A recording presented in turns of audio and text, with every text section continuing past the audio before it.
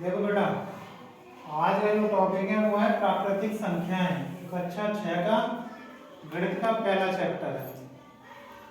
गिनती सभी लोग जानते हैं? Yes sir. हम कोई भी चीज गिन लेते हैं। हम क्या इस कमरे में कितनी मेज है? एक। कुर्सी कितनी है? एक। बच्चे कितने हैं? सारे लोग गिन लो। अब हम पढ़ रहे हैं प्राकृतिक संख्याएं। तो मेरे कहने का मतलब ये है, हम गिनती सीख गए तो प्राकृतिक संख्याएं वे संख्याएं हैं जिनको हम गिन सकते हैं, है ना। प्राकृतिक संख्याएं कौन सी हुई? जिनको हम गिन सके, मतलब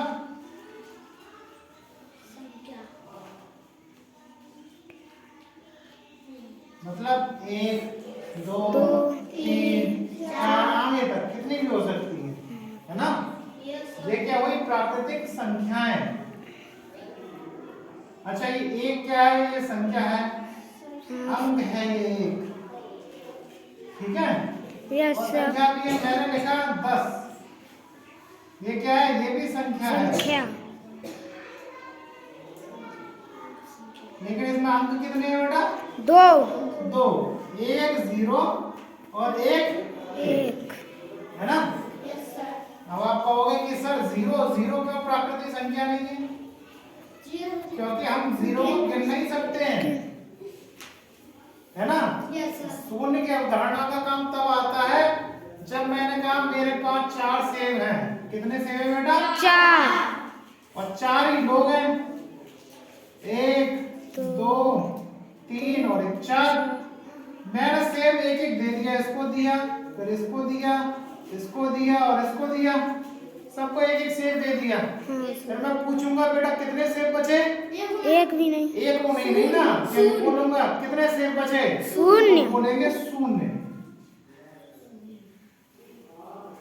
क्या बोलेंगे? ध्यान रखना, अगर मैं दोबारा पूछूं तो ये मत बोलना कि एक भी नहीं बचा, ये बोलोगे सर शून्य बचे, है ना।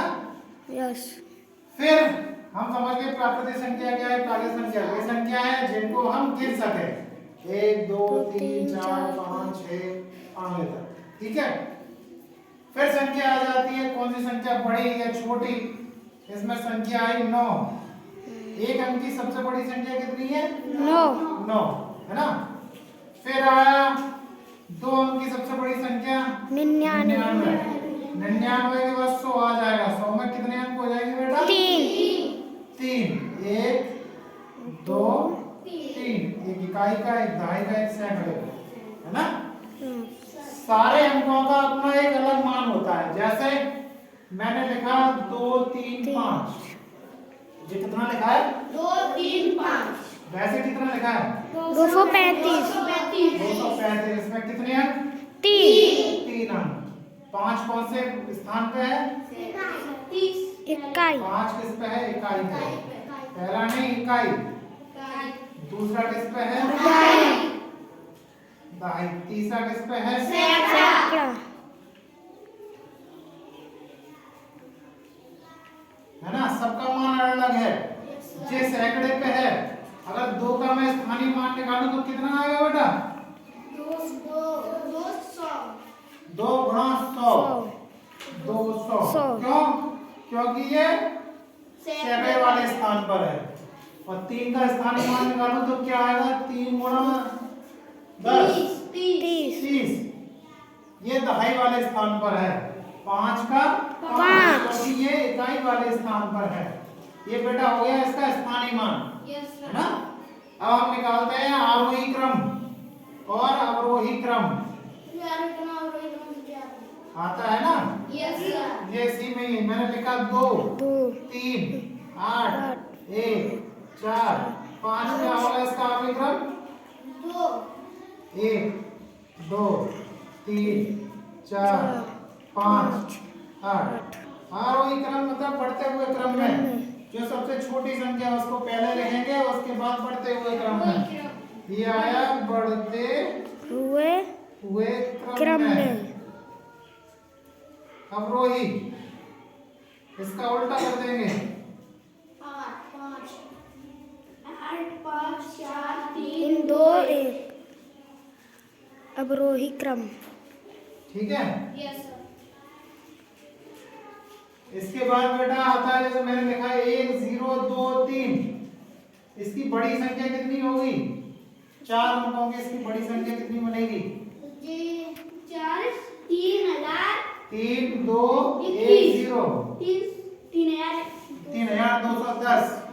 अगर इसकी छोटी संख्या पूछे तो कितनी बनेगी?